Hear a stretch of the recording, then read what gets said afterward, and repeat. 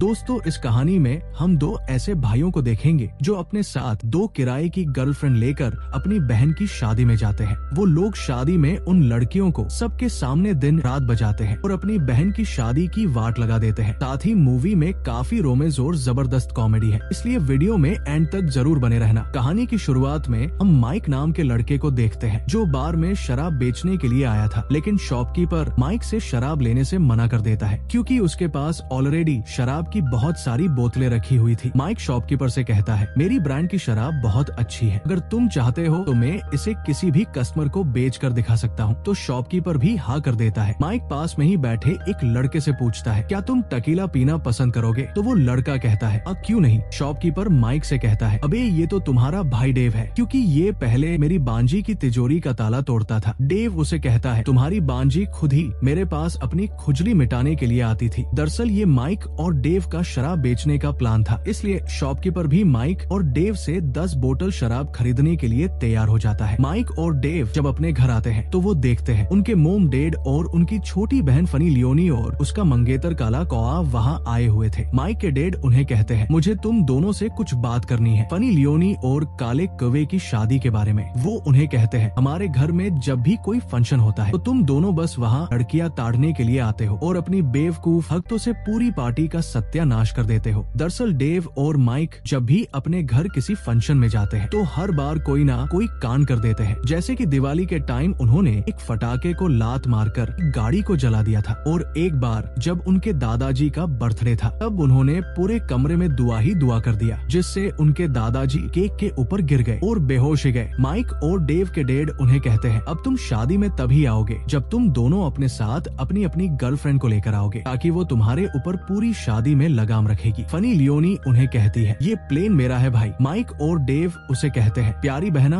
अगर तुम चाहती हो हम हमारे साथ लड़कियों को लेकर आए तो बिल्कुल ऐसा ही होगा, चाहे हमें गर्लफ्रेंड कहीं से भी ढूंढनी पड़े। वहीं दूसरी तरफ हम मुताली और चुताली नाम की दो लड़कियों को देखते हैं। इन लड़कियों के पास कोई काम नहीं है, ये लड़कों से अपनी तिजोरी का ताला तोड़वाती है और उनके पैसों से मजे करती है। चुताली किसी बात से परेशान थी, वो जब भी परेशान होती है तब वो अपनी शादी का वीडियो देखने लगती है, क्योंकि जब उसकी शादी हो रही थी तब उसके पति ने उसे शादी करने से मना कर दिया था, जिससे उसकी शादी टूट गई थी। मुताली उसे कहती है, तुम टेंशन मत लो, जिसने तुम्हें छोड़ा है उसके बाबूराव को कीड़े काटेंगे और वो सूज कर बड़ा हो जाएगा। चुताली उसे कहती है, नहीं, ऐसा नहीं होना चाहिए, अगर उसका बाबूराव सूज गया तो वो किसी की भी गुफा में नहीं जाएगा, और वैसे भी मेरे खेत में तो काफी दिनों से किसी ने हल नहीं चलाया। मुताली उसे कहती है, तुम थोड़े दिन और रुको, हम किसी ऐसे इंसान को ढूंढेंगे जो हम दोनों की बंजर जमीन को फिर से उपजाऊ बना देगा। दूसरी तरफ हम डेव और माइक को देखते हैं जो अपने लिए गर्लफ्रेंड का जुगाड़ कर रहे होते हैं। तभी उन्हें आइडिया आता है और वो इंटरनेट पर एक पोस्ट डालते हैं जिसमें वो लिखते हैं, उन्हें हवाई जाने के लिए 2 लड़कियों की जरूरत है। डेव माइक से कहता है, मुझे लगता है हमारी इस पोस्ट का जवाब ज्यादा लड़कियां नहीं देगी, लेकिन थोड़ी ही देर में उनकी डाली हुई पोस्ट वायरल हो जाती है और उसे बहुत सारी लड़कियां देख लेती है, जिससे हर लड़की उन दोनों के साथ हवाई जाना चाहती है। डेव और माइक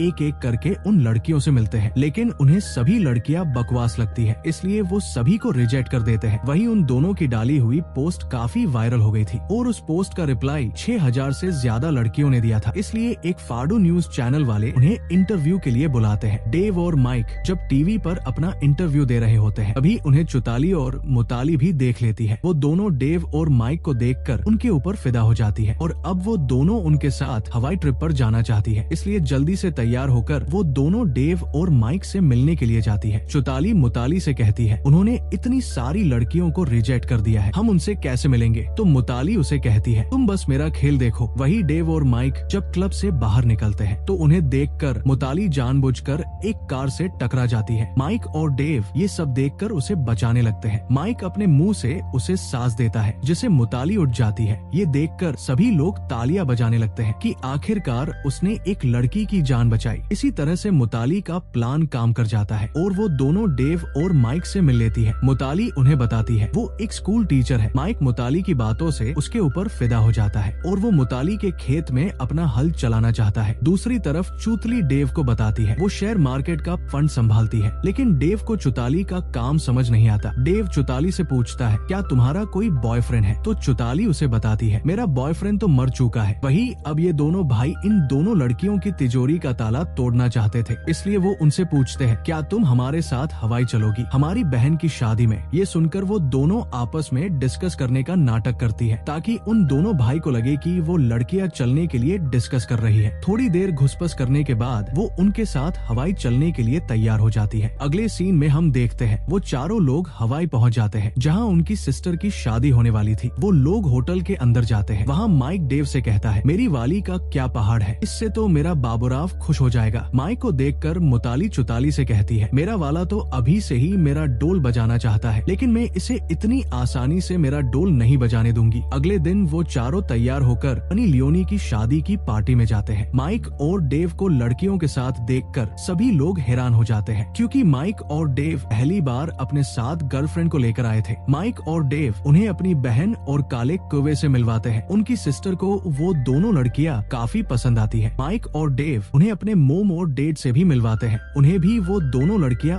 बहुत पसंद आती है। इसके बाद चुताली डेव के साथ बैठकर खूब सारी शराब पी लेती है। दूसरी तरफ मुताली और माइक जब बातें कर रहे होते हैं तभी वहाँ माइक की कजन प्यासी चूजी आ जाती है। माइक उसे बताता है, मुताली मेरी गर्लफ्रेंड है। तो प्यासी चूजी माइक से कहती है, तुम्हारे छोटे चेतन को ये कभी इसकी तिजोरी को नहीं छूने देगी। तो माइक उसे कहता है, मैं आज रात ही इसका ढोल बनाने वाला हूँ। वही रात के समय वो दोनों लड़कियां अपने रूम में ढोल बजाने वाली मूवी देख रही होती है। तभी वहाँ माइक आता है। माइक मुताली से पूछता है, तुम क्या कर रही हो। तो मुताली उसे बताती है, हम दोनों एक डरावनी मूवी देख रहे हैं। अभी अंदर से चुताली कहती है, मुताली जल्दी से आओ देखो, इस फिल्म में एक लड़के ने अपना छोटा चेतन बड़ी गुफा में डाल दिया। ये सब माइक भी सुन लेता है। मुताली माइक से कहती है, वो नींद में बोल रही है। दरअसल माइक मुताली का ढोल बजाने के लिए आया था, लेकिन मुताली उसे वहाँ से जाने के लिए कहती है और दरवाजा बंद कर लेती है। वही अगले दिन वो सभी लोग साथ में जुरासिक पार्क घूमने के लिए जाते हैं। वो लोग वहाँ बहुत एंजॉय करते हैं, लेकिन उनके सामने एक गड्ढा आ जाता है जिसे देखकर माइक उन्हें कहता है, हमें दूसरी तरफ से जाना पड़ेगा। लेकिन चुताली माइक की बातें सुने बिना बाइक को वहाँ से जंप करके दूसरी तरफ पहुँच जाती है। मुताली भी अपनी बाइक को जंप कराकर स्टंट मरते हुए चुताली के पास पहुँच जाती है। उन दोनों लड़कियों को इस तरह से स्टंट करते देखकर माइक और डेव की बुरी तरह से फट जाती है। वही मुताली माइक को भी स्टंट करने के लिए कहती है। माइक उसे कहता है, मुझे स्टंट करना नहीं आता, इसलिए मैं दूसरी तरफ से आऊंगा। लेकिन मुताली माइक से कहती है, तुम्हें तुम्हारी मर्दानगी साबित करके मेरे पास आना होगा। अगर तुमने ये किया तो मैं तुम्हें अपनी तिजोरी के दर्शन कराऊंगी। ये सुनकर माइक का भी दिमाग घूम जाता है, इसलिए वो भी अपनी बाइक को जंप करता है। लेकिन माइक अपनी बाइक को कंट्रोल नहीं कर पाता, जिसकी वजह से बाइक का पहिया उसकी बहन के मुंह पर आकर लग जाता है, जिससे वो वही बेहोश हो जाती है। अगले सीन में हम देखते हैं सभी लोग फनी लियोनी के पास होते हैं। चोट की वजह से फनी लियोनी का थोबड़ा चेंज हो गया था। ये सब देखकर माइक और डेव के डैड उन दोनों पर बहुत गुस्सा होते हैं। माइक अपने डैड से कहता है, इन सब में हमारी कोई गलती नहीं है, ये सब उन दोनों लड़कियों की वजह से हुआ है। डैड उन्हें कहते हैं, उन लड़कियों की कोई गलती नहीं है, तुम दोनों ही बावली तरेड हो। वही चुताली एक मसाजर के पास जाती है और उसे कहती है, मेरी फ्रेंड फनी लियोनी बहुत डिप्रेशन में है, इसलिए तुम्हें उसकी अच्छे से मसाज करनी है ताकि उसका मूड ठीक हो जाए। चुताली उसे कुछ पैसे देकर अपने काम पर लगने के लिए कहती है। वही मसाजर भी अपने काम पर लग जाता है और फनी लियोनी की ऐसी मसाज करता है जिससे उसकी चीखें बाहर निकल जाती है। वही माइक भी मुताली को ढूंढते हुए मसाज रूम में पहुंच जाता है, जहां वो अपनी बहन को मसाज वाले के साथ देखकर पूरी तरह से शॉक हो जाता है, क्योंकि मसाज वाला फनी लियोनी का जोर से ढोल बजा रहा था। वही माइक मुताली के पास जाता है और उससे बात करने की कोशिश करता है, लेकिन मुताली उससे कहती है, मुझे पता है तुम मुझे यहाँ इसलिए लेकर आए हो ताकि तुम मेरा रोज ढोल बजा सको। माइक उसे कहता है, मेरा तुम्हारे साथ ऐसा करने का कोई इरादा नहीं है, तुम मुझे अच्छी लगती हो। मुताली उसे सब सच बता देती है, हमने तुम दोनों भाइयों को टीवी पर देखा था और हम तुम्हारे साथ यहाँ आना चाहती, इसलिए हमने तुमसे झूठ बोला। मैं कोई स्कूल टीचर नहीं हूँ, मैं बस एक आम लड़की हूँ। ये सब सुनकर माइक का दिल टूट जाता है। वो उसे कहता है, मैंने सोचा था तुम एक पटाखा लड़की हो, लेकिन तुम तो फटा हुआ ढोल निकली जिसे हर कोई बजाकर चला जाता है। दूसरी तरफ हम चुताली और डेव को देखते हैं जो आपस में बातें कर रहे होते हैं, जहाँ चुताली डेव को बताती है, मैंने तुमसे झूठ बोला था, मेरा बॉयफ्रेंड मरा नहीं था। चुताली डेव को अपनी शादी का वीडियो बताती है, किस तरफ से उसके बॉयफ्रेंड ने उससे शादी करने से मना कर दिया था और वो उसे छोड़कर चला गया था। डेव उसे कहता है, ये बात तुमने पहले मुझे क्यों नहीं बताई। चुताली उसे कहती है, मैंने सोचा तुम मुझे घिसा हुआ माल समझोगे। इसी तरह से बातें करते करते चुताली और डेव एक दूसरे से प्यार करने लगते हैं। तभी माइक भी वहाँ आ जाता है। वो डेव को अपने पास कुछ जरूरी बात करने के लिए बुलाता है। माइक डेव से कहता है, हमें इन लड़कियों को यहाँ से वापस भेजना होगा,